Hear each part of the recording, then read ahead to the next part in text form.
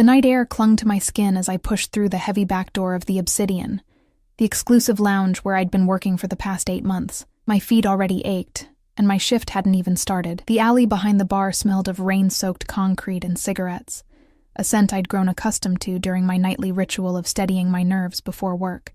Just 6 hours, I whispered to myself, tucking a loose strand of hair behind my ear.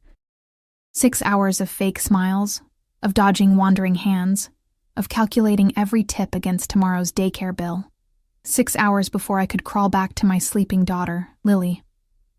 The weight of single motherhood pressed down on my shoulders like a physical thing. At 27, I never imagined I'd be raising a 4-year-old alone after her father disappeared with most of our savings, leaving behind nothing but debt and broken promises. The thought of him made my jaw clench. I inhaled deeply, letting the cool October air fill my lungs before straightening my shoulders and heading inside. The Obsidian wasn't your typical bar. Nestled in the heart of the financial district, it catered to men who measured their worth in stock portfolios and foreign sports cars. The interior was all dark wood, amber lighting, and plush leather, a place where deals were made over crystal tumblers of aged whiskey, where the wealthy came to see and be seen. "You're cutting it close, Ellie," Marco, the floor manager, called out as I rushed through the staff entrance. His perpetually tired eyes swept over me. "Table 7's been asking for you." I glanced at the clock, still 3 minutes early. "Table 7? I didn't know I had regulars." Marco's expression softened slightly. He had a soft spot for me since I'd never called in sick, not even when Lily had that terrible flu last winter. "Corner booth. The one that's always reserved on Tuesdays and Fridays. Mr. Castellano." Something about the way Marco said the name, a slight lowering of his voice, a flicker of caution in his eyes, made my skin prickle. I'd noticed the reserved booth before, of course. It sat partially concealed by an ornamental partition, offering a perfect view of the entire lounge while remaining somewhat shadowed. I'd caught glimpses of the men who occupied it, expensive suits, serious expressions, hushed conversations that stopped whenever I approached. "Is there something I should know?" I asked, securing my apron around my waist. Marco hesitated. "Just give him your best service. He tips well." He paused, then added, "And don't ask too many questions. That last bit of advice wasn't necessary. I'd perfected the art of invisibility over the years, especially after Ryan left. I became what people expected. Efficient, pleasant, and forgettable. I took orders, delivered drinks, and vanished until needed again. It was safer that way, easier to keep my head down and focus on what mattered, making enough to give Lily the life she deserved. As I emerged onto the floor, the Obsidian was already filling with its usual clientele. Piano music drifted through the space, mingling with the low hum of conversations and the occasional burst of restrained laughter. I made my way toward the corner booth, notepad in hand, professional smile fixed in place.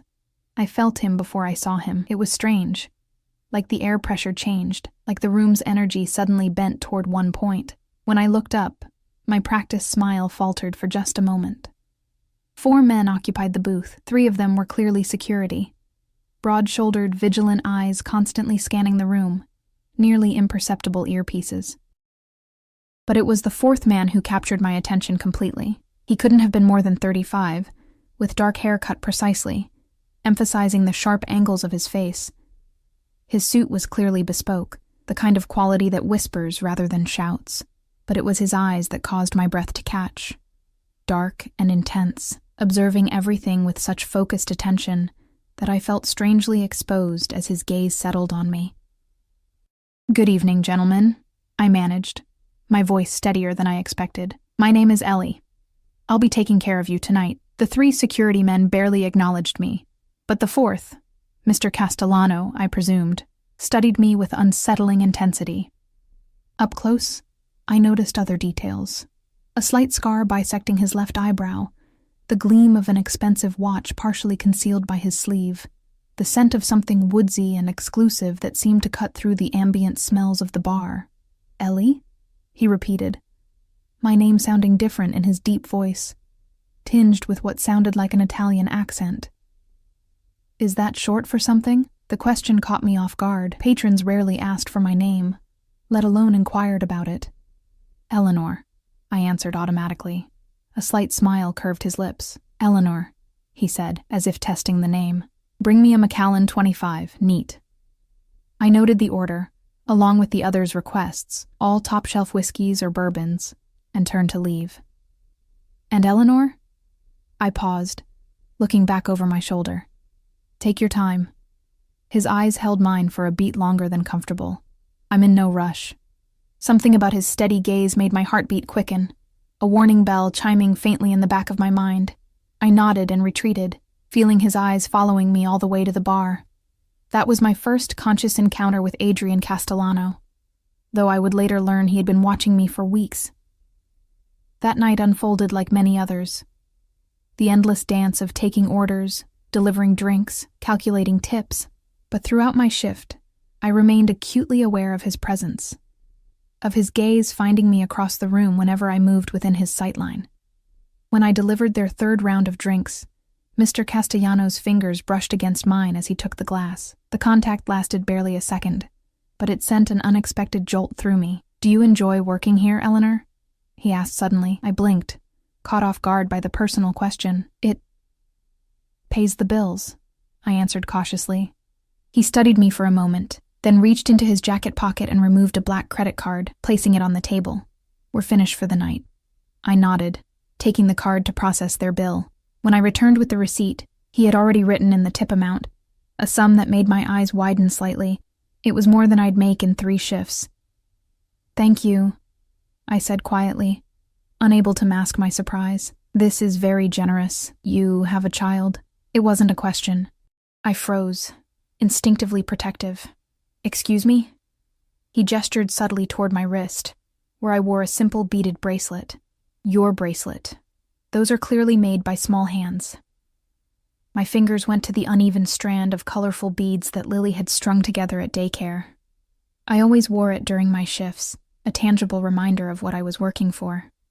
My daughter made it, I admitted, uncertain why I was sharing this with a stranger. She's 4. Something shifted in his expression, a softening so brief I might have imagined it. Children should have their mothers at night, he said, his voice carrying an unexpected weight. Before I could respond, one of his security men murmured something in his ear. Mr. Castellano nodded, then fixed his dark eyes on me once more. Until Friday, Eleanor. It wasn't until they left that I realized he'd spoken as if my serving him again was predetermined, as if some agreement had already been reached without my knowledge. I shivered slightly, telling myself it was just the chill from the air conditioning. The next day passed in its usual blur of domestic chaos. Morning rush to get Lily to daycare, a few precious hours of sleep, laundry, grocery shopping on a painfully tight budget, picking up Lily, dinner, bath time, bedtime stories. The rhythm of our small life, constrained but cherished. As I tucked Lily into bed that night, her small fingers wrapped around my bracelet. Mommy, when will I see Daddy again? The question stabbed through me. Ryan had been gone for almost 2 years, his promises to visit his daughter evaporating like morning mist. I stroked her soft blonde curls, so like her father's. I'm not sure, sweetie. Daddy's very busy. Does he still love me? I swallowed the lump in my throat. Of course he does. Very, very much. She seemed satisfied with this, her eyelids growing heavy. I kissed her forehead and slipped out of her room, leaning against the wall outside her door as tears threatened. The truth was, I had no idea where Ryan was. The last I'd heard, he'd moved west with his new girlfriend, apparently unburdened by the responsibilities he'd left behind. Friday arrived too quickly. As I prepared for my shift, I found myself taking unusual care with my appearance, adding a touch of mascara, wearing my hair down instead of in its usual practical bun. I told myself it was just because tips were better when I made an effort, but a voice in the back of my mind whispered otherwise. The Obsidian was unusually busy that night. As I made my rounds between tables, I kept glancing toward the corner booth. It remained empty, and I felt an unsettling mixture of relief and disappointment. He called earlier, Marco informed me during a brief lull. Said he'd be late, wants you to hold the table. I nodded, ignoring the flutter in my stomach. 2 hours into my shift, I was handling a particularly demanding group of finance types when I felt that familiar shift in the room's energy. I turned to see Adrian Castellano entering the lounge, flanked by his usual security detail. But tonight there was something different about him. A tightness around his eyes, a barely contained tension in his movements. As he passed the bar, his gaze locked with mine. Something electric passed between us across the crowded room, and I nearly dropped the tray I was holding. I quickly turned my attention back to my customers, but I could feel his eyes on me, a tangible weight against my skin. When I finally approached his table, he dismissed his security to another booth nearby.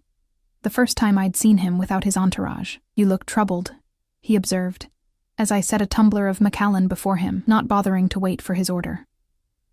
"Long day," I replied, maintaining my professional distance. "Your usual?" He nodded, but when I turned to leave, his hand captured my wrist, his grip firm but not painful. "Sit, just for a moment." I glanced nervously at Marco, who was studiously looking anywhere but in our direction. "I'm working," I protested weakly. "Please." The word seemed unfamiliar in his mouth, as if he rarely had cause to use it. Against my better judgment, I slid into the booth opposite him, acutely aware of his security team watching us from across the room. "Why do you work here, Eleanor?" he asked, releasing my wrist but somehow maintaining his hold on me through his intense gaze. "I told you. It pays the bills. There are easier ways to make money." I stiffened. "Not honest ones. Not for someone like me." His mouth curved slightly. "And what kind of person are you?" "A single mother with no college degree and no family support," I answered bluntly. "This job has flexible hours and the tips are decent. I don't have many options." He took a sip of his whiskey, watching me over the rim of his glass. "Everyone has options. Some just require assistance to see them." There was something dangerous in his words, something that made me want to retreat. I started to slide out of the booth. "I should get back to work." "Your daughter," he said, stopping me. "What's her name?" I hesitated, protective instincts flaring. "Why do you want to know? Humor me." "Lily," I finally answered. "Her name is Lily." Something passed across his features, a flash of what looked almost like pain, quickly masked. He reached into his jacket and withdrew an envelope, sliding it across the table. "What is this?" I asked, not touching it. "Open it. Later." I stared at the envelope, my heart racing. "Mr. Castellano." "Adrian," he corrected. "I can't accept gifts from customers." His dark eyes held mine. "It's not a gift. It's an opportunity." Before I could respond, a commotion erupted near the bar. A clearly intoxicated man was arguing loudly with the bartender. I recognized him. A semi-regular who'd tried to get my number several times. "I need to help with that," I said, grateful for the interruption. Adrian's expression darkened as he looked toward the disturbance. "Go. We'll finish this conversation another time." I slipped away, leaving the envelope untouched on the table. For the rest of my shift, I avoided the corner booth, asking another server to handle it. I could feel Adrian watching me, his gaze a physical presence against my skin. When I checked the booth later, both he and the envelope were gone. I told myself I felt relieved. My relief was short-lived. As I left through the back door after my shift, a sleek black car idled in the alley. The back window lowered, revealing Adrian's face, partially shadowed. "Allow me to drive you home," he said, his tone making it clear it wasn't really a request. I clutched my bag tighter. "That's not necessary. I take the bus." "At this hour?" His disapproval was evident. "It's not safe." "I do it every night," I countered, already backing toward the street. He studied me for a moment, then held out the envelope from earlier. "At least take this." Against my better judgment, I approached the car and accepted the envelope, careful not to let our fingers touch. "What is it?" I asked again. "Something that belongs to you," he replied cryptically. "Good night, Eleanor." The car window closed, but the vehicle remained stationary, watching as I walked to the bus stop. Only when the bus arrived did the black car finally pull away. Sitting on the nearly empty bus, I opened the envelope with trembling fingers. Inside was a check, made out to me for an amount that made me gasp audibly. Clipped to it was a note, written in elegant script on heavy cardstock. For Lily's future, this is not charity. This is the beginning of a conversation. A. I stared at the check, my vision blurring. It was enough to cover 6 months of rent, to pay off my remaining debt, to start a small college fund for Lily. It was freedom and terror all at once, because nothing in this world comes without strings. And something told me that Adrian Castellano's strings would bind tighter than most. I didn't cash the check. For 3 days, it sat on my kitchen counter like a ticking bomb. I'd stare at it while making Lily's breakfast, the numbers seeming to grow larger each time I looked. During those quiet moments when my daughter napped, I'd take it out, run my fingers over the heavy paper, and imagine what such money could mean for us. A better apartment without the constant drip from the ceiling corner.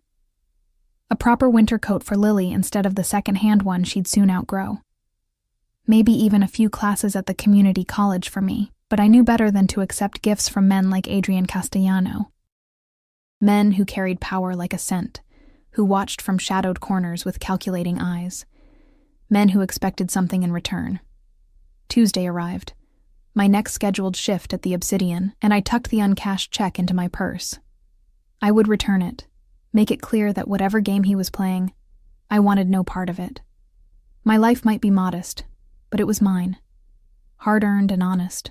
The evening was unusually cold, and I shivered at the bus stop, pulling my thin jacket tighter around me. The same black car from Friday night appeared, sliding silently to the curb beside me. The back window lowered.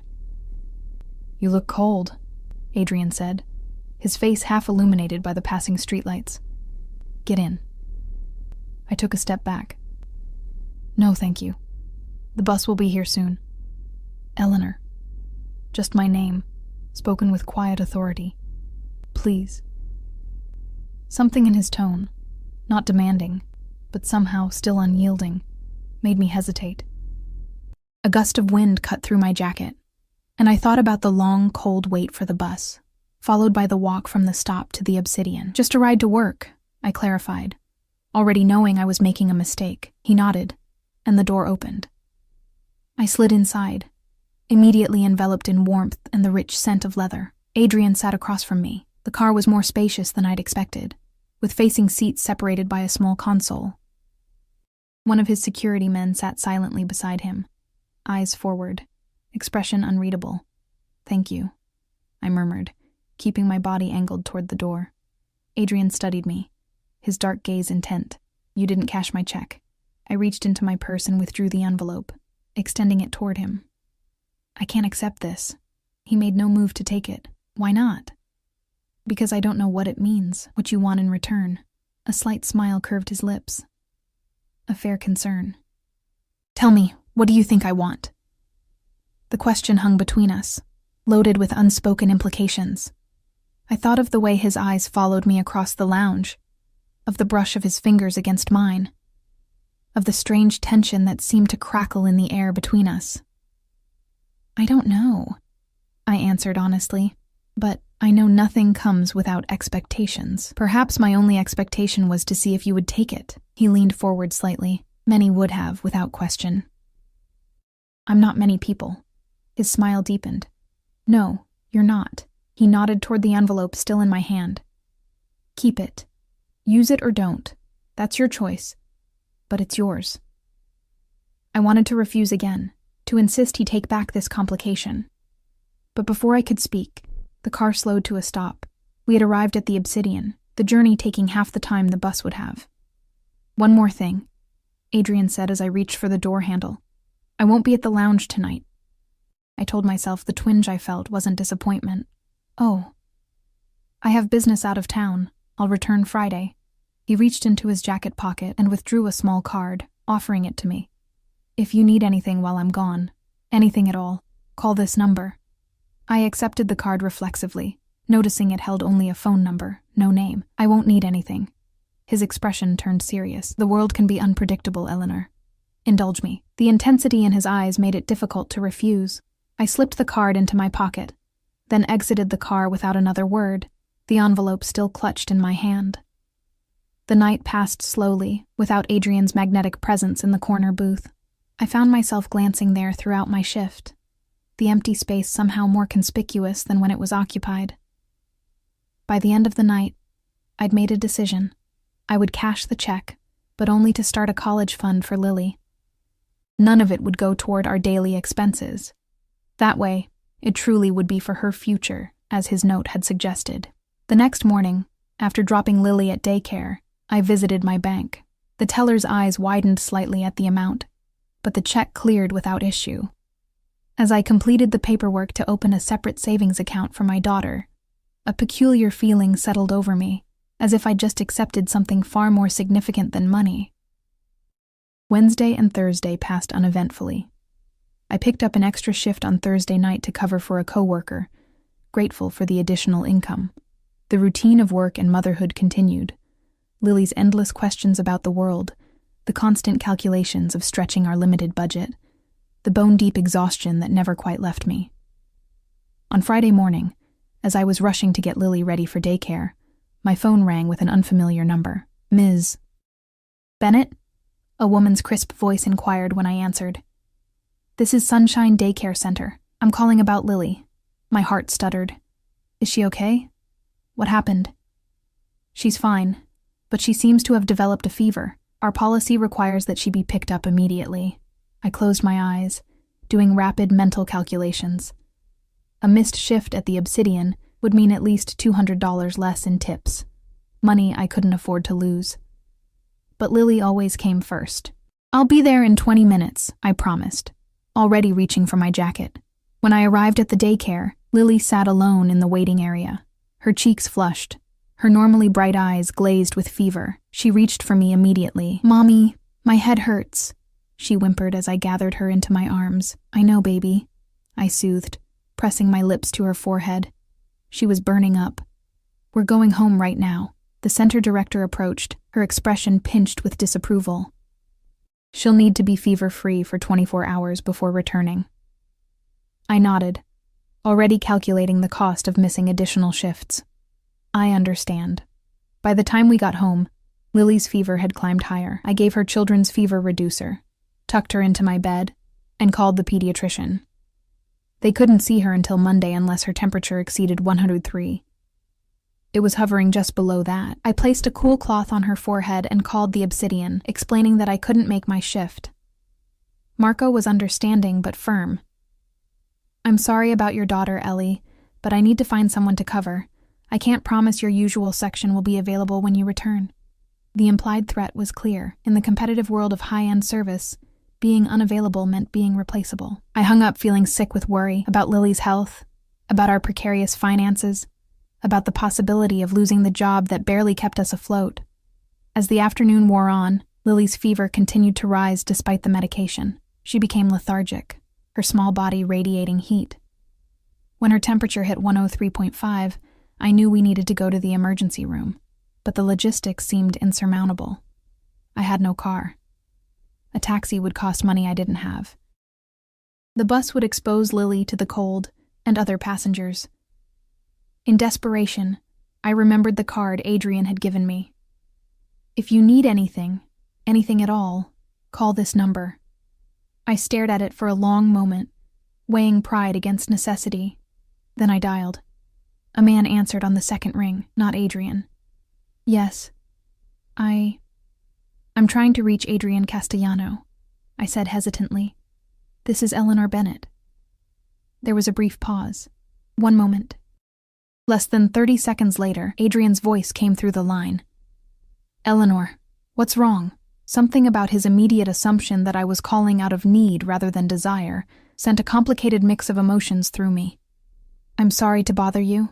I wouldn't call if it wasn't, tell me what you need, he interrupted, his tone gentle but insistent.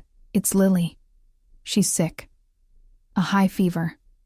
I need to get her to a hospital, but I don't have a way to... What's your address? He cut in, background noise suggesting he was already on the move. I hesitated only briefly before providing it. Apartment 4B. Stay where you are. I'll be there in 20 minutes. The line went dead before I could respond. I looked down at Lily, her flushed cheeks and labored breathing, and pushed aside my misgivings. Her well-being trumped everything else. True to his word, exactly 20 minutes later, a sharp knock came at my door. I opened it to find Adrian standing there, without his usual security detail. The incongruity of his immaculate appearance against the backdrop of my shabby apartment building struck me forcefully. His eyes moved past me, scanning the small living room before landing on Lily, who was wrapped in a blanket on the couch. "How long has she been like this?" he asked, stepping inside without waiting for an invitation. "The fever started this morning, but it's gotten worse in the last few hours." I closed the door behind him, acutely aware of the contrast between his tailored suit and my faded jeans and t-shirt. Adrian moved to the couch, crouching down to Lily's eye level. "Hello, Lily," he said, his voice softer than I'd ever heard it. "My name is Adrian. I'm going to help you and your mother get to the doctor, okay?" Lily regarded him with fever-bright eyes. "Are you Mommy's friend?" A complicated expression crossed his features. "Yes," he answered simply, then turned to me. "We should go now." Outside, the same black car waited at the curb, engine running. Adrian lifted Lily effortlessly, wrapping her blanket more securely around her as he carried her to the car. I followed with her small backpack containing essentials. Inside the car, I was surprised to find it empty except for the driver, separated by a privacy partition. Adrian settled Lily between us, her small body leaning heavily against my side.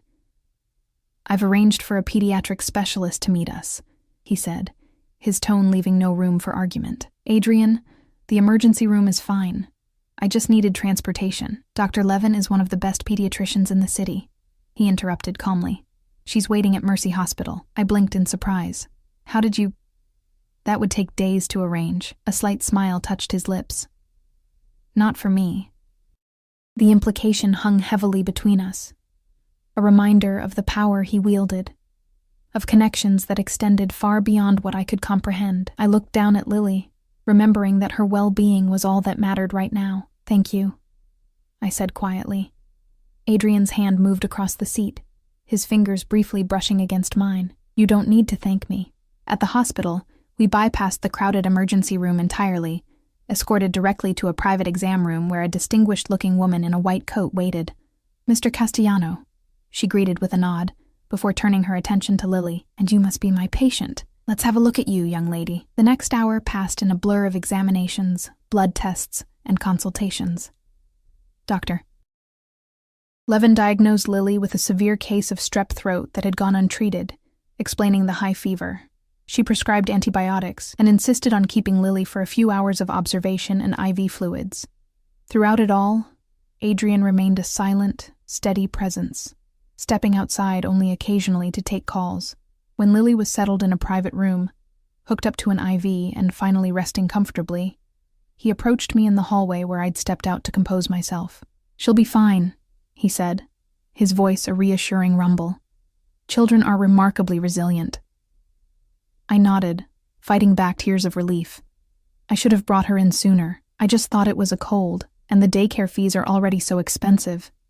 I trailed off, embarrassed to be discussing financial concerns with him. But Adrian's expression showed no judgment, only a quiet understanding that surprised me. "You're doing the best you can," he said simply. "That's all anyone can do." The sincerity in his voice broke something loose inside me. "Sometimes my best doesn't feel like enough," I admitted, the words spilling out before I could stop them. "Every day is just surviving, making it to the next day. I want more for her, you know? I want her to have opportunities I never had. I want her to know she's secure, that she doesn't have to worry about." I gestured vaguely, encompassing all the financial precarity that shaped our lives. Adrian watched me intently, his dark eyes unreadable. "What about what you want for yourself?" The question caught me off guard. It had been so long since I'd considered my own desires separate from Lily's needs. That stopped mattering when she was born. It shouldn't have to. I laughed softly, without humor. Should and reality rarely align in my experience. He stepped closer, close enough that I could smell his cologne, something expensive and subtle that seemed to belong to a different world than mine. "Reality can be changed, Eleanor," he said quietly. "With the right resources, the right protection." There was something dangerous in his words, in the intensity of his gaze. I took an instinctive step back. "I should check on Lily." Adrian didn't try to stop me, but as I turned to go, he spoke again. I have connections at Brighton Academy. I froze. Brighton Academy was one of the most prestigious private schools in the city, known for its exceptional early education program and astronomical tuition. Lily would thrive there, he continued. She could start next semester. I turned back to him slowly. Why are you doing this? His expression remained impassive, but something flickered in his eyes, something that looked almost like vulnerability. Perhaps I recognize something in you. Something rare. And what's that? Integrity, he answered, the word weighted with meaning I couldn't fully grasp. In my world, that's more precious than diamonds. Before I could respond, Dr. Levin approached, informing us that Lily was responding well to treatment and could go home soon. The moment passed, but Adrian's words lingered, echoing in my mind like a warning or a promise. Hours later, after Lily had been discharged with antibiotics and care instructions, Adrian insisted on driving us home. Lily had warmed to him completely, her natural childish charm emerging as her fever receded. To my surprise, Adrian responded to her incessant questions with patient answers, his usual intimidating demeanor softening in her presence. When we reached my apartment building, Adrian carried a sleeping Lily up the 4 flights of stairs without complaint. I unlocked the door, acutely aware of his eyes taking in the shabby details of my home, the water stains on the ceiling, the mismatched furniture, the thin walls through which neighbors' arguments regularly filtered. I led him to Lily's small bedroom, where he gently laid her on the bed. I covered her with her favorite blanket, brushing the hair from her forehead, relieved to find her skin cooler than before. When I turned, Adrian was examining the drawings tacked to Lily's wall, bright, childish depictions of houses and stick figures. He touched one lightly, a picture of what appeared to be Lily and me, holding hands beside a house much larger and grander than our apartment. She has talent, he observed quietly. She's obsessed with houses, I explained, moving to stand beside him. She draws them everywhere. I think she wants a backyard. Adrian turned to me, our proximity suddenly apparent in the small room. Every child should have a place to belong, he said softly. A true home. Something in his tone suggested he spoke from experience. I found myself wondering about his childhood, about what had shaped him into the man who now stood in my daughter's bedroom, who had arranged specialized medical care with a single call, who looked at my child's drawings with genuine interest. Thank you, I said. For today. For everything. He reached out, his fingertips brushing my cheek in a touch so light it might have been imagined. Get some rest, Eleanor. I'll check on you both tomorrow. It wasn't a question or a request, but a statement of fact. And as I watched him leave, I realized I was no longer certain whether to feel fear or anticipation at the prospect of his return. In the quiet that followed his departure, I sat beside Lily's bed, watching her peaceful sleep. The events of the day replayed in my mind. The ease with which Adrian had stepped into our crisis, the power he wielded so effortlessly, the glimpses of unexpected gentleness beneath his controlled exterior. I didn't understand why he had chosen to insert himself into our lives. What could someone like him possibly want from someone like me? But as I finally rose to go to my own bed, I caught sight of Lily's bracelet on my wrist. The uneven beads a reminder of what mattered most. Whatever game Adrian Castellano was playing, whatever his ultimate intentions, one thing was certain. For Lily's sake, I needed to proceed with extreme caution, because men like him didn't enter your life without changing it completely, for better or worse. And as I drifted toward sleep, I couldn't decide which possibility frightened me more. True to his word, Adrian returned the next day. I opened my door to find him standing there with groceries in one hand and a small package wrapped in colorful paper in the other. You didn't have to do this, I said, stepping aside to let him in. I wanted to. His eyes moved past me, searching. How is she? Much better. The fever broke completely overnight. I took the groceries from him, peeking inside the bag to find organic produce, premium cuts of meat, and other items I normally couldn't afford. This is too much. It's food, Eleanor. Nothing more. His tone was gentle but firm, as if he sensed my pride battling with practicality. The gift is for Lily, As if summoned by her name, my daughter appeared in the hallway, her blonde curls tangled from sleep, her cheeks now carrying a healthy flush rather than the fevered red of yesterday. "You came back," she exclaimed, her face lighting up at the sight of Adrian. Something shifted in his expression, a softening that transformed his features, making him look younger, less guarded. "I promised I would." He crouched down to her level, offering her the wrapped package. "This is for you, to help you feel better." Lily took the gift with wide eyes, looking to me for permission. At my nod, she tore into the wrapping paper with the unbridled enthusiasm only a child can muster. Inside was a plush teddy bear wearing a tiny doctor's coat and stethoscope. "He can take care of you when you're sick," Adrian explained, watching her reaction closely. Lily hugged the bear tightly, then, to my surprise, threw her arms around Adrian's neck. "Thank you. I'm going to name him Dr. Bear." For a moment, Adrian seemed frozen, unaccustomed to such uninhibited affection. Then, hesitantly, he returned her embrace, his large hand patting her back with unexpected tenderness. When he stood, I caught a glimpse of something raw in his eyes, before his usual composed mask slid back into place. "Are you hungry?" I asked, partly to break the moment. "I was about to make breakfast. I'd like that," he replied, following me to the small kitchen while Lily retreated to show Dr. Bear her room. There was something surreal about Adrian Castellano standing in my cramped kitchen, his expensive suit and commanding presence at odds with the chipped countertops and aging appliances. Yet he moved through the space with ease, helping me unpack the groceries he'd brought, asking where things belonged as if this were the most natural thing in the world. "You didn't return to work yesterday," he observed as I started preparing pancake batter, a special treat for Lily that I could now afford thanks to his groceries. I whisked the mixture with more force than necessary. "No. Lily needed me." "Will there be consequences?" I hesitated, the reality of my situation settling heavily on my shoulders. "Possibly. Marco implied my regular section might not be available when I return." Adrian's expression darkened. "I'll speak with him." "No," I said quickly, setting down the bowl.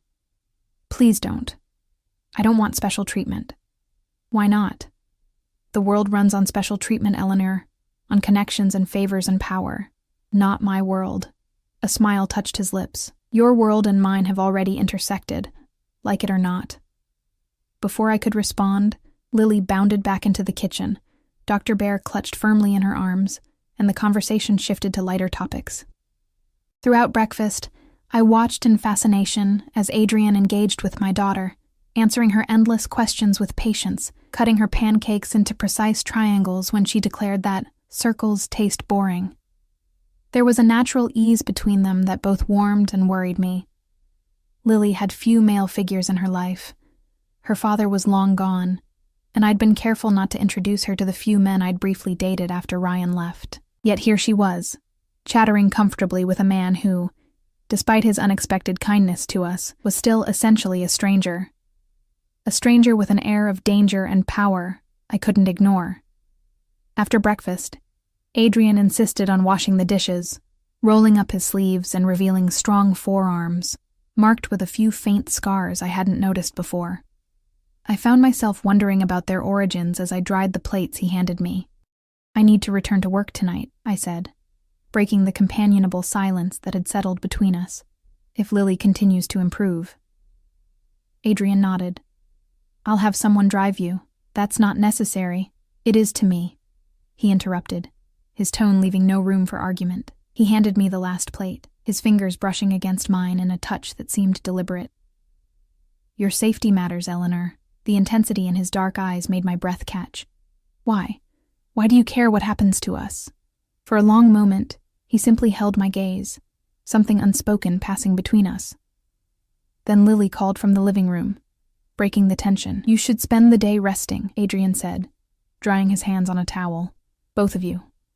I have some business to attend to, but I'll return this evening to drive you to work." Again, not a question or a request, a statement of fact. I was beginning to recognize this pattern with Adrian. He didn't ask. He decided. Under different circumstances, with a different man, this might have raised alarms, but there was something about the way he included my input The way he seemed to genuinely consider my comfort even as he overrode my objections, that felt less like control and more like protection. After he left, I spent the day with Lily, grateful for the rare opportunity to simply be with my daughter without the constant pressure of work or chores. We built a fort of blankets in the living room, read stories, and napped together in the afternoon. Throughout the day, I found myself glancing at the clock, a flutter of anticipation building as evening approached. Adrian arrived precisely when he said he would, this time with one security man who remained in the car while he came up to the apartment. Ms. Rodriguez from next door had agreed to watch Lily. She often did when I worked evening shifts, and my daughter was excited to introduce her to Dr. Bear. "Are you ready?" Adrian asked, standing in my doorway, his gaze sweeping over me in a way that made me suddenly conscious of my appearance. The simple black dress that was my work uniform, my hair pulled back in a neat ponytail, the minimal makeup I'd applied with more care than usual. I nodded, gathering my purse and jacket. "Thank you for doing this. It's nothing," he replied, though we both knew it wasn't nothing. It was the continuation of whatever had begun between us that first night at the Obsidian, this strange dance of assistance and gratitude, of power and vulnerability. In the car, Adrian sat beside me rather than across from me, close enough that I could feel the heat radiating from his body. Neither of us spoke for several minutes, the silence filled with an electric tension. "I spoke with Brighton Academy," he said finally. "They have an opening for next semester." I stiffened. "Adrian, I can't afford. It's been taken care of." I turned to face him fully. "What does that mean?" His expression remained calm, unreadable. "It means Lily has a place if you want it for her. A full scholarship. There's no such thing as a free scholarship," I said carefully. "What would be expected in return?" Adrian's dark eyes held mine. "Nothing from you, Eleanor. Consider it an investment in potential." "Lily's potential?" A slight smile curved his lips. "Hers. And perhaps yours." There was a weighted meaning in his words that I couldn't fully decipher. "I don't understand what you want from us." He was silent for a moment, considering. "Have you ever had someone believe in you? Truly believe in what you could become, given the right opportunities?" The question struck an unexpected chord. No one had ever seen me as anything more than what I was, a waitress, a single mother, a woman struggling to stay afloat. Not my parents, who had written me off when I became pregnant at 22. Not Ryan, who had seen me as a burden to escape. Not even myself, on my darkest days. "No," I answered honestly. Adrian's hand moved to cover mine, his touch warm and surprisingly gentle. "Then perhaps that's what I want to give you. The chance to become what you could be, without the weight of constant survival pressing you down." His words painted a picture so tempting, it made my chest ache. A life where every decision wasn't dictated by financial necessity. Where Lily could have opportunities I'd never dreamed of. Where I could pursue my own abandoned ambitions. "Why me?" I whispered. "Of all the people you could help, why choose us?" Something flickered in his eyes, a shadow of pain or memory. "Because you remind me of someone who never got the chance to become what she might have been." Before I could ask more, the car slowed to a stop outside the Obsidian. Adrian squeezed my hand once before releasing it. "Think about Brighton, for Lily's sake, if not your own." I nodded, unable to form words around the tangle of emotions in my throat. As I opened the door to exit, he added, "I'll be there tonight, same table." The promise lingered in my mind as I made my way inside. To my relief, Marco greeted me with his usual tired nod, making no mention of my absence the previous night. When I checked the reservation list, I saw why. The corner booth was booked under Castellano for the entire evening, with a specific request for me as server. The night proceeded much as others had before Adrian entered my life. The familiar rhythm of orders and drinks and polite conversation, yet everything felt subtly different, colored by the knowledge of his presence in the corner booth. I was acutely aware of his eyes following me as I moved through the lounge, of the way conversations at his table would pause when I approached. Tonight, he wasn't alone. Besides his usual security, a woman sat beside him, stunningly beautiful, with sleek dark hair and the kind of confidence that comes from a lifetime of privilege. Something hot and unfamiliar twisted in my stomach as I watched them lean close in conversation, her manicured hand resting casually on his arm. Ellie. Marco's sharp voice pulled me from my thoughts. Table 12 needs their check, I nodded, forcing my attention back to my job. Throughout the night, I maintained my professional demeanor, even when serving Adrian's table. I addressed him formally, avoiding his gaze, focusing instead on the drinks and the woman's occasional requests. Eleanor, Adrian said softly, as I cleared their empty glasses. This is my sister, Sophia, sister. The relief that flooded through me was so immediate and intense that I nearly dropped the tray I was holding. The woman, Sophia, gave me a knowing smile that suggested she hadn't missed my reaction. So you're Eleanor, she said, studying me with eyes identical to her brother's. Adrian has mentioned you. I glanced at him, surprised. Has he? Incessantly, Sophia replied with a mischievous grin, though he failed to mention how pretty you are. I felt heat rise to my cheeks. Can I get you anything else? Actually, Adrian interjected, Sophia was just leaving. He gave his sister a pointed look that she returned with an amused shrug. Duty calls, she explained to me, gathering an elegant purse. But I do hope we'll meet again, Eleanor. Perhaps under less formal circumstances. After she departed, escorted by one of the security men, the atmosphere at the table changed.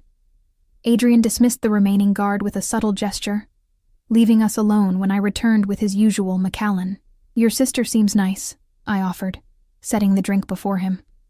She's a menace, he replied, but with obvious affection, and far too interested in my personal affairs.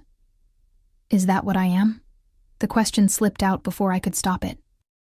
A personal affair? His dark eyes met mine, intense and unreadable. You are unexpected, Eleanor.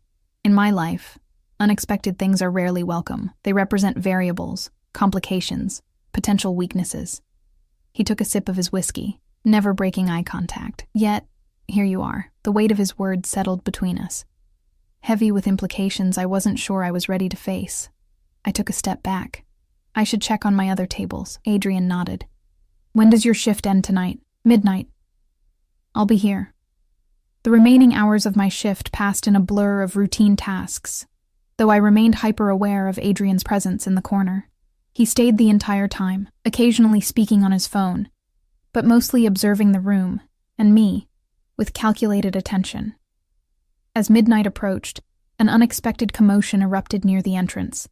A man's raised voice cut through the lounge's subdued atmosphere. I turned to see a face that sent ice through my veins.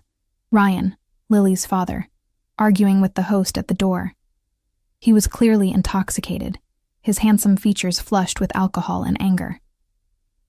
I just want to talk to Ellie, he insisted loudly. She works here, right? Eleanor Bennett. I froze, panic rising in my throat. I hadn't seen Ryan in almost 2 years, had no idea he even knew where I worked. From the corner of my eye, I saw Adrian stiffen, his attention razor-sharp as he took in the scene. Marco approached Ryan, trying to defuse the situation. Sir, I'm going to have to ask you to leave. We don't allow... There she is! Ryan spotted me, pushing past Marco with the reckless confidence of the thoroughly drunk. Ellie, baby, I've been looking everywhere for you. I took an instinctive step back as he approached, my heart hammering against my ribs. Ryan, what are you doing here? I came to see you. He reached for me, his movements clumsy. I miss you. I miss Lily. I made a mistake, baby. You need to go, I said firmly, though my voice trembled slightly. You're drunk, and I'm working. His expression darkened. Still got that stick up your ass, huh? Always so fucking righteous. He grabbed my wrist, his fingers digging painfully into my skin. I have a right to see my daughter. Let go of me, I hissed, trying to pull away without causing a bigger scene. The last thing I needed was to lose my job over this. Ryan's grip tightened. We need to talk about... The lady asked you to let go. Adrian's voice, though quiet, cut through the tension like a blade. He stood just behind Ryan, his posture relaxed, but his eyes cold with a contained fury that made my blood run cold. Ryan turned, sizing Adrian up with the poor judgment of the deeply intoxicated. "Who the fuck are you? Her new sugar daddy?" Adrian didn't react to the provocation, his gaze flicking briefly to where Ryan's fingers still encircled my wrist. "I won't repeat myself," he said, each word precise and measured. Something in his tone, the absolute certainty that he would be obeyed, seemed to penetrate even Ryan's alcohol-fogged brain. He released my wrist, taking a small step back. "Whatever, man. This is between me and her." Ryan turned back to me. "I need money, Elle. Just a loan until I get back on my feet. For Lily's sake."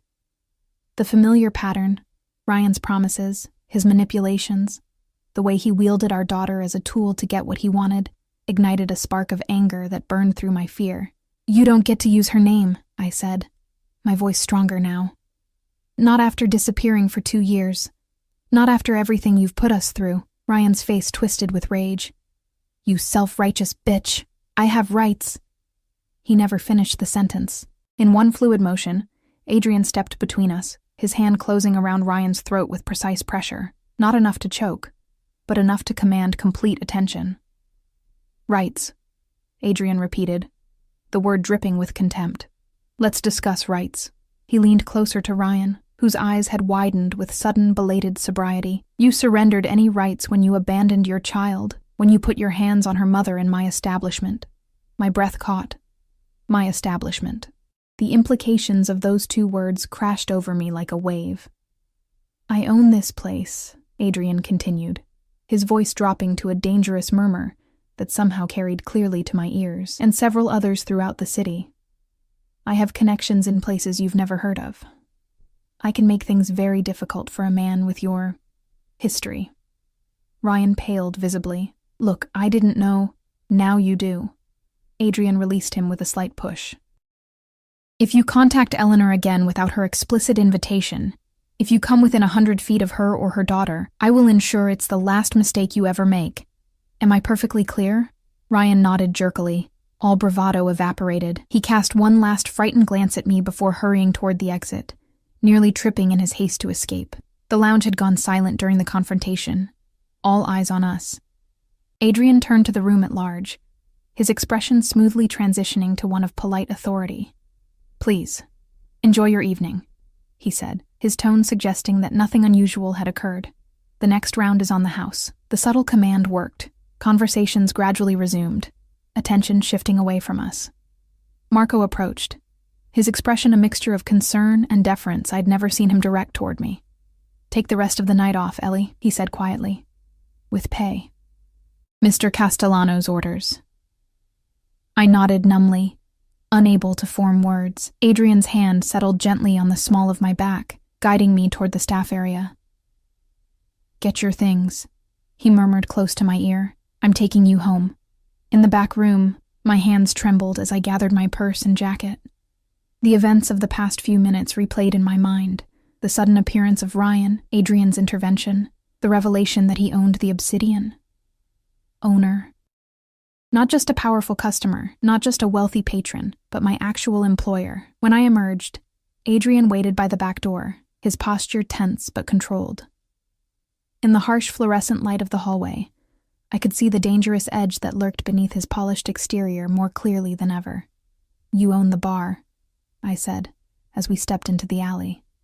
It wasn't a question. "Yes." No elaboration, no excuses. "How long have you been watching me?" His dark eyes met mine. "Since the first night you served my table. 3 months ago."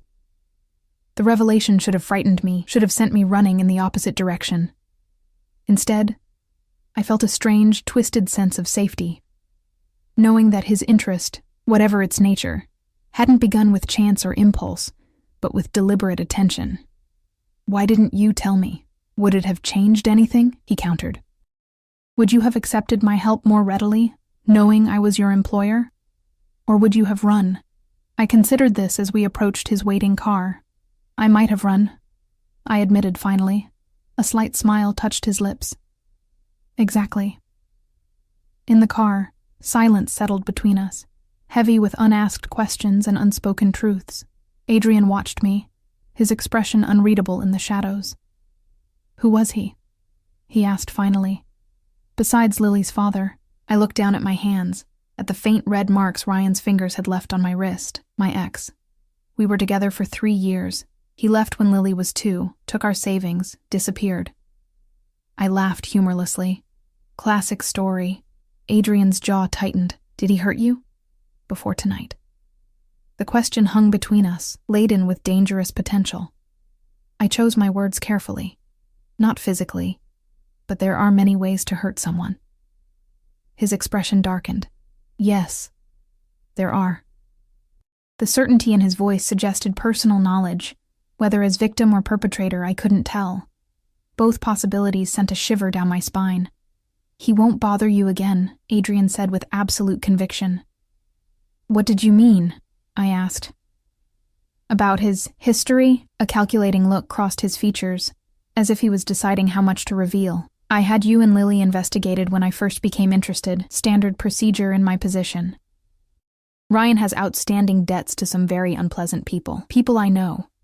The casual admission that he had investigated us should have angered me, violated me. Instead, I felt oddly calm. Is that why you approached me? Some connection to Ryan?" "No." Adrian's voice was firm. "My interest in you has nothing to do with him." His hand moved across the seat to cover mine, his touch warm and steady. "Nothing." As the car pulled up to my apartment building, Adrian instructed his driver to wait, then accompanied me inside. We climbed the stairs in silence, the events of the night settling between us like a weight. At my door, I hesitated, key in hand. "Thank you for what you did tonight." Adrian studied me, his dark eyes intense in the dim hallway light. "You don't need to thank me for that." "Yes, I do," I insisted quietly. "No one has ever stood up for me like that." Something flashed in his expression. Anger, perhaps, at the implication that I had faced such situations alone before. "That changes now," he said, his voice low and certain. He reached out, his fingers gently tracing the marks on my wrist. The touch sent electricity through my veins, awakening sensations I'd thought long dormant. I looked up, finding his face closer than I expected, his eyes holding a question. In that moment, suspended between fear and desire, between caution and need, I made a choice. I leaned forward, closing the distance between us, and pressed my lips to his. Adrian remained still for only a heartbeat before responding, his hand moving to cradle my face with surprising gentleness. The kiss deepened, igniting something primal and hungry within me. His other arm wrapped around my waist, drawing me against the solid warmth of his chest. When we finally broke apart, both slightly breathless, I saw raw vulnerability in his eyes, a glimpse behind the mask of control and power he wore so seamlessly. "Eleanor," he murmured, my name a question and a caution all at once. "Stay," I whispered, surprising myself with my boldness, just for a while. He studied me intently, then nodded, following me into the apartment. Ms. Rodriguez had left a note saying Lily was asleep, had taken her medicine, and had eaten well. I checked on my daughter, finding her peacefully curled around Dr. Bear, before returning to the living room. Adrian stood by the window, his silhouette cut against the city lights beyond. In that moment, I saw him clearly for what he was. Dangerous, powerful, a man accustomed to control and command. And yet, in the gentle way he had interacted with my daughter, in his fierce protection tonight, I glimpsed something else, a capacity for tenderness that perhaps few had ever witnessed. As I moved toward him, drawn by forces I couldn't fully understand, I knew I was stepping into something that would irrevocably change my life. For better or worse, Adrian Castellano had become entwined in my existence, in my daughter's future, in possibilities I had never dared to imagine. And despite every rational warning bell sounding in my mind, I couldn't find it in myself to turn back. Adrian didn't stay the night. After an hour of quiet conversation on my worn couch, his phone buzzed with a message he couldn't ignore. "Business," he explained vaguely. Before leaving, he kissed me again, a gentle, almost reverent touch that lingered on my lips long after he was gone. The next week unfolded like a dream. Or perhaps a carefully orchestrated play. Adrian had his driver take me to work each night, waiting to bring me home after my shift. Every morning, fresh groceries appeared at my door. Twice, small packages arrived for Lily, educational toys that delighted her. Adrian himself visited every other day, always bringing something thoughtful. A book I'd mentioned wanting to read, a proper winter coat for Lily, a set of professional knives when I mentioned enjoying cooking. I should have been suspicious of his generosity. Instead, I found myself warming to it, to him. Our conversations grew deeper, though he remained carefully guarded about certain aspects of his life. He spoke of his sister with genuine affection, mentioned a difficult relationship with his father, revealed a passion for classical architecture. But whenever I asked about his work, he deflected with practiced ease. "It's better if you don't know the details," he told me one evening as we sat at my tiny kitchen table after Lily had gone to bed. Safer. The word hung between us, laden with implications I chose not to examine too closely. Instead, I focused on the way his presence filled my small apartment with a magnetic energy, how his eyes softened when he looked at me, how naturally he had begun to fit into the rhythms of our life. On Friday night, after my shift at the Obsidian, Adrian didn't take me straight home as usual. "I want to show you something," he said, as the car pulled away from the curb. "Do you trust me?" The question carried weight beyond the immediate moment. Did I trust him? This man who had appeared in my life so suddenly, who wielded power like a second skin, whose world clearly operated by different rules than mine. "Yes," I answered, surprising myself with the certainty I felt. We drove to a quiet residential neighborhood filled with elegant brownstones. The car stopped before one particularly beautiful building with gleaming windows and a small, immaculately maintained garden visible through wrought iron fencing. "What is this place?" I asked, as Adrian helped me from the car. "A possibility," he replied cryptically, guiding me up the steps with a hand at the small of my back. He unlocked the door with a key produced from his pocket, revealing an interior that took my breath away. High ceilings, hardwood floors, walls painted in soft, warm tones, and tasteful furniture that invited comfort without sacrificing elegance. "This is yours?" I asked, moving slowly into the space, taking in the details. "It could be yours," he corrected quietly, "and Lily's." I turned to him, stunned. "What?" Adrian approached, his expression serious. "This apartment has 3 bedrooms, a study that could be converted to a playroom, and a garden where Lily could have that backyard she dreams of. It's 5 blocks from Brighton Academy." "Adrian," I began, overwhelmed by what he was suggesting. "I can't accept this. It's too much." "Is it?" He moved closer, his dark eyes intent on mine. "Tell me something, Eleanor. Are you happy in that apartment? Does Lily have the space she deserves? Do you feel safe there, especially after Ryan's appearance?" The mention of Ryan sent a chill through me. Though I hadn't seen or heard from him since that night at the Obsidian, the memory of his angry, desperate face lingered in my nightmares. "No," I admitted, "but I can't just accept a home from you." "Why not?" Adrian's hand came up to cup my cheek, his touch gentle. "What if I need you to accept it as much as you need the security it offers?" Something in his voice, a vulnerability I rarely glimpsed, made me ask, "What do you mean?" He was silent for a long moment, his thumb tracing the curve of my cheekbone. "I've spent my life surrounded by people who want things from me. My money, my influence, my protection. Never just me." His eyes held mine, filled with an emotion I couldn't fully decipher. "Until you. You've given me so much," I whispered. "I have nothing to offer in return." "That's precisely why He stopped himself, seeming to reconsider his words. "That's what makes you different, unique." He led me through the rest of the apartment, showing me each carefully designed room, the master bedroom with its luxurious ensuite bathroom. The second bedroom, already furnished with a child's canopy bed and bookshelves. The third bedroom, set up as a guest room but which, he suggested, could be converted to whatever purpose I desired. In the kitchen, a chef's dream with marble countertops and top-of-the-line appliances, Adrian pulled me close, his arms encircling my waist. "Say yes," he murmured against my hair. "Let me give you and Lily this safety."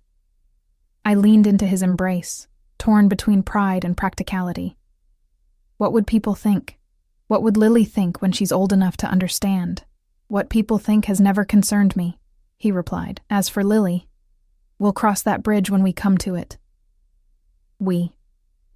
The casual use of the plural sent a flutter through my chest. Adrian had been in our lives for such a short time, yet I could no longer imagine a future without him in it. "I need to think about it," I said finally.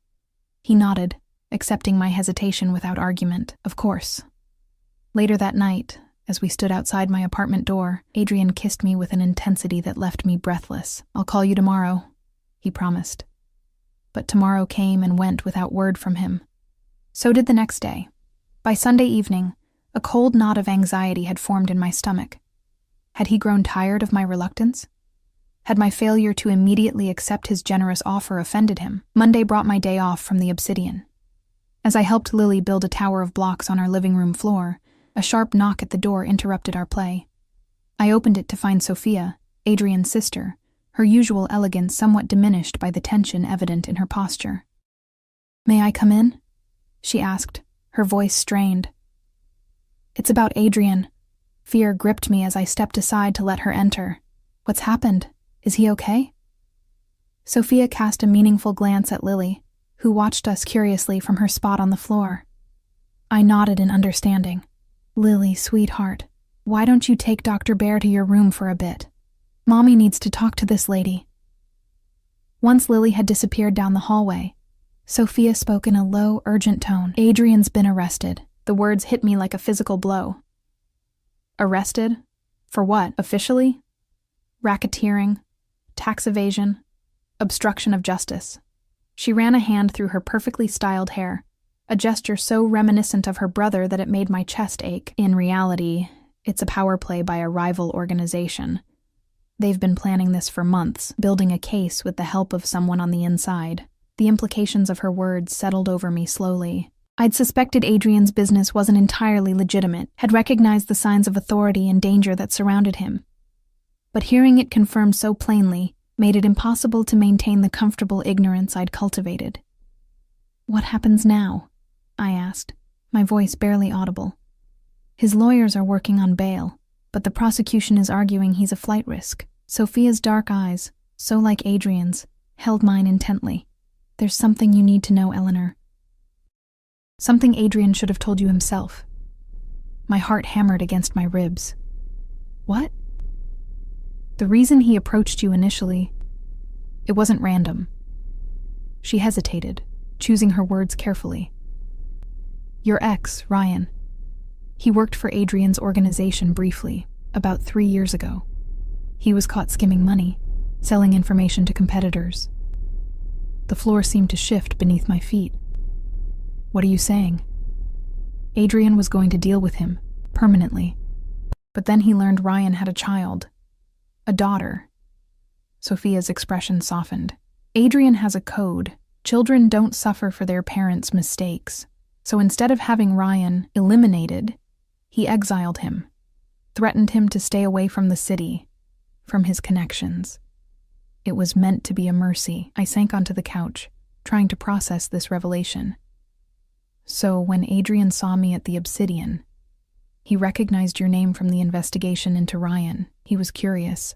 He wanted to see what kind of woman had been caught in Ryan's web, whether you were involved in his schemes." Sophia sat beside me, her voice gentler now. But what he found was something he never expected. Someone honest, hard-working, devoted to her child. Someone who reminded him of our mother. "Your mother?" A shadow passed over Sophia's face. "She died when Adrian was 15, I was 12. Cancer. Our father changed after that. Became harder, colder. Adrian took the brunt of it, protecting me." She reached for my hand, squeezing it gently. "He sees himself as a protector, Eleanor. Always has." I thought of the way Adrian interacted with Lily, the fierce protectiveness he'd shown toward me with Ryan, his insistence on providing us a safer home. The pieces began to fit together in a new pattern. Why are you telling me this now? I asked. Because Adrian has been asking for you since his arrest. He won't speak to his lawyers until he sees you. Sophia reached into her purse and withdrew an envelope. He asked me to give you this, and to take you to him, if you're willing. With trembling hands, I opened the envelope. Inside was a letter written in Adrian's precise handwriting. Eleanor, if you're reading this, circumstances have forced a conversation I've been avoiding. By now, Sophia will have told you some truths about me, about how our paths first crossed. There is more, much more, that you deserve to know. I planned to reveal everything when the time was right. I wanted to give you the chance to know me, the man, not the reputation, before you learned the nature of my business. Perhaps that was selfish. Perhaps I feared losing what was beginning to grow between us. I am not a good man by conventional standards. I've done things I can never undo. But I've tried to live by a code, to protect those who deserve protection, to keep my word once given. I understand if you choose to walk away. I wouldn't blame you, but if there's any part of you that believes what we've shared is real, I ask only for the chance to speak with you one last time. The choice, as always, is yours. I folded the letter, my emotions a turbulent storm. Part of me wanted to retreat, to shield Lily and myself from the complications of Adrian's world. Another part remembered the tenderness in his eyes when he looked at my daughter, the gentle strength of his arms around me, the way he made me feel simultaneously protected and empowered. When can I see him? I asked finally. Relief washed over Sophia's face. Now, if you're ready, I've arranged everything. I called Ms. Rodriguez to watch Lily, changed my clothes, and followed Sophia to the waiting car. As we drove toward the federal detention center, my mind raced with questions. What would happen to Adrian? What would this mean for us? For the fragile, beautiful thing that had been growing between us? Most importantly, could I love a man whose world operated in shadows I'd only begun to glimpse? The answer, I realized with a clarity that should have frightened me, was that I already did. The detention center was a stark, imposing building of concrete and steel. Inside, after surrendering my phone and passing through security, I was led to a private visitation room, a privilege I suspected few inmates received. When Adrian entered, my breath caught in my throat. He wore a standard-issue jumpsuit that should have diminished his natural authority, but somehow failed to. His face was drawn, shadows beneath his eyes suggesting sleepless nights, but his posture remained proud, unbowed. His eyes found mine immediately, a flash of emotion crossing his features before his expression settled into careful neutrality. Eleanor. Just my name, spoken softly, as if testing whether he still had the right to say it. Adrian. I remained seated at the metal table, hands folded before me. He took the seat opposite, maintaining a careful distance. Up close, I could see the toll of the past days, the tension in his jaw, the weariness etched into the lines around his eyes. Thank you for coming, he said formally. I wasn't sure you would. I wasn't sure either, I admitted. Sophia told me about Ryan, about why you noticed me. Adrian nodded slowly. I should have told you myself. Yes, you should have. I met his gaze directly. What else haven't you told me? He held my eyes for a long moment, then spoke with measured precision. I am the head of an organization that controls several legitimate businesses throughout the city, including the Obsidian. We also control certain less legitimate enterprises. Gambling, primarily, some loan operations, protection services. The clinical way he described his criminal empire should have terrified me. Instead, I found myself appreciating his honesty, however belated. And the charges against you? I asked. Orchestrated by rivals, executed by corrupted officials, but not entirely without foundation. His mouth curved in a humorless smile. No one in my position has entirely clean hands, Eleanor. I thought of his hands. Strong, elegant, capable of violence, but also of surprising gentleness when holding mine, when touching my face, when helping Lily build her block tower. What happens now? I asked, echoing my earlier question to Sophia. My lawyers will negotiate. Evidence will mysteriously become compromised. Witnesses will reconsider their statements. His tone was matter of fact. This isn't my first legal entanglement, though it is the most serious. And if the negotiations fail? Something flickered in his eyes, not fear, exactly, but a cold calculation. Then I face a significant prison sentence. The reality of his situation, of our situation, settled over me like a weight. This man, who had entered my life so suddenly and transformed it so completely, might disappear just as abruptly. "Adrian," I began, uncertain what I even wanted to say. "I don't know if I can—" "I'm not asking you to wait," he interrupted, his voice gentle but firm. "I'm not asking for promises or commitments. What I'm offering hasn't changed. The apartment, Lily's education, your financial security. All of it is arranged regardless of what happens to me." "I don't want your money," I said, a flare of anger rising unexpectedly. I wanted... "What?" he pressed when I faltered. "What did you want from me, Eleanor?" The question pierced through my confusion, forcing me to confront the truth. "I wanted you," I whispered. "Just you." Adrian's expression transformed, the careful mask slipping to reveal raw vulnerability. He reached across the table, his hand stopping just short of touching mine. "You have me, in whatever capacity remains possible." I stared at his outstretched hand, understanding the choice before me. I could walk away now, protect myself and Lily from further entanglement with his complicated, dangerous world. Or I could accept what he offered, not just the material security, but the connection we'd formed, imperfect and fragile though it might be. Slowly, deliberately, I placed my hand in his. His fingers closed around mine, warm and solid. "I need you to promise me something," I said, my voice steadier than I expected. "No more secrets, no more half-truths. If we're going to face this, whatever this is, I need honesty." "You have my word," he replied, his dark eyes solemn. No more secrets between us. 2 weeks passed in a blur of legal consultations, bail hearings, and emotional upheaval. Adrian was finally released on an exorbitant bail, with restrictions that included electronic monitoring and limited movement. The legal battles were far from over, but at least he was out of detention. During those weeks, I had moved Lily and myself into the brownstone apartment. I told myself it was practical. The security system and doorman provided protection I suddenly felt we needed. But the truth was more complex. Being surrounded by spaces Adrian had chosen, had prepared for us, made his absence more bearable somehow. When he was finally able to visit, Lily ran to him without hesitation, throwing her arms around his legs with a joyful, "Adrian!" that brought an unguarded smile to his face. He crouched to her level, listening with genuine interest as she excitedly showed him her new room, her new toys, the small garden where she'd planted sunflower seeds.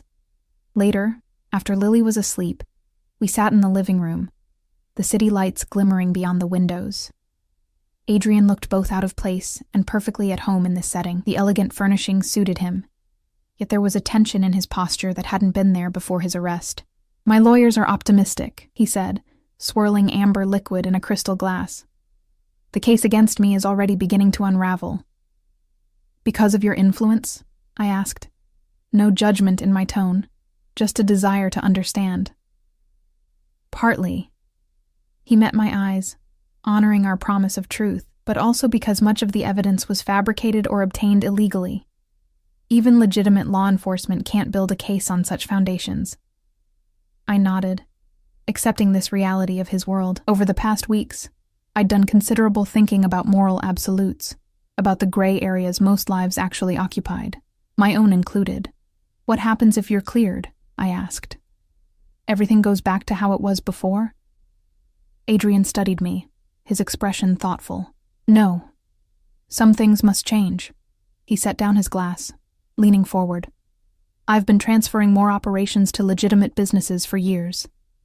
This situation has accelerated that timeline." "You're leaving behind the illegal activities?" I couldn't keep the surprise from my voice. "Transitioning," he corrected. "Gradually. Some ventures are more complicated to unwind than others. But yes, eventually." His eyes held mine intently. "Not because I've suddenly developed conventional morality, Eleanor, but because I've found something worth protecting more than my empire." The weight of his words, the implication behind them, made my heart race. "Adrian, I love you." He said it simply, directly. The declaration hanging in the air between us. I didn't expect to, didn't want to initially, but I do. For a moment I couldn't speak, overwhelmed by emotions I'd been holding at bay. This is crazy, I finally managed. We barely know each other, don't we? He moved to sit beside me, taking my hands in his. I know you work harder than anyone I've ever met. I know you'd sacrifice everything for Lily without hesitation. I know you're intelligent, compassionate, stubborn. A small smile touched his lips. I know you sing under your breath when you think no one's listening. I know you take your coffee with too much sugar. That you sleep curled on your right side. That you're afraid of thunderstorms but pretend not to be for Lily's sake. Tears pricked at my eyes, unexpected and unwelcome. When did you notice all that? From the beginning. His thumb traced circles on my palm. I see you, Eleanor. All of you. And you still want this? Us? I gestured vaguely, encompassing the complicated reality of our situation, even with everything happening, especially now. His expression was more open, more vulnerable than I'd ever seen it. What I feel for you, for Lily, it's become my anchor, my reason to fight, to change, to become something better than what I've been. In that moment, looking into his eyes, I recognized the truth I'd been fighting. I loved him too. Despite the complications, despite the danger, despite the uncertain future. Or perhaps because of all those things, because he had shown me strength and tenderness in equal measure, had offered protection without demanding subjugation, had seen value in me when I'd forgotten my own worth. I love you too, I whispered. The admission both terrifying and liberating. The months that followed were not easy. Adrian's legal battles continued. Though gradually, as he had predicted, the case against him weakened. I returned to work, not at the Obsidian, but at a small cafe near Lily's new school, a job that allowed me to be home when she finished classes. Adrian divided his time between his business obligations, legal meetings, and us. He never stayed overnight when Lily was home, careful to maintain appropriate boundaries as we navigated this new relationship. But he became a steady presence in our lives, helping with homework, teaching Lily to play chess, joining us for dinner most evenings. Gradually, cautiously, we built something that felt like family, not perfect, not conventional, but real and solid and ours. One evening, nearly a year after our first encounter at the Obsidian, Adrian took me to dinner at an exclusive restaurant overlooking the harbor. As we finished our meal, he reached across the table for my hand. The last charges were dismissed today, he said, his expression a complex mixture of relief and determination. The case is closed. Joy surged through me. That's wonderful news. There's more. He hesitated, something uncharacteristically uncertain in his manner. The restructuring of my businesses is nearly complete. Everything above board, legitimate. A wry smile. Mostly legitimate. I returned his smile, understanding that change, real change, came in degrees. I'm proud of you. His expression softened. There's one more thing I want to change. He reached into his jacket pocket, withdrawing a small velvet box. One more step toward becoming the man you deserve. My breath caught as he opened the box, revealing a stunning diamond ring, elegant and understated rather than ostentatious, perfectly aligned with my taste. Eleanor Bennett, he said, his voice steady despite the emotion in his eyes. Will you marry me? Time seemed to suspend as I looked at the ring, at his face, at the future he was offering. Not a perfect future. There would always be shadows in Adrian's past, always be elements of his world that operated in gray areas, but a future built on truth, on mutual respect, on the love that had grown between us despite every obstacle. Yes, I answered, certainty filling me completely. Yes, I will. Later that night, as we stood in the garden behind our brownstone, Adrian's arms around me as we gazed at the stars, visible through the city's light pollution, I thought about the journey that had brought us here. From a vulnerable single mother and a powerful, isolated man to partners, to family, to a future neither of us could have imagined that first night at the Obsidian. What are you thinking? Adrian murmured against my hair. That sometimes the most unexpected beginnings lead to the most beautiful destinations, I replied, turning in his embrace to face him. His smile, rare and genuine, warmed me from within. And this is just the beginning, he promised, sealing the words with a kiss that tasted of certainty, of belonging, of home. In his arms, with Lily sleeping peacefully upstairs, I knew he was right. Whatever challenges lay ahead, we would face them together. The former waitress and the reformed Mafia boss, building a life that defied expectations but fulfilled our deepest needs: love, family, and the courage to become more than our pasts had prepared us to be.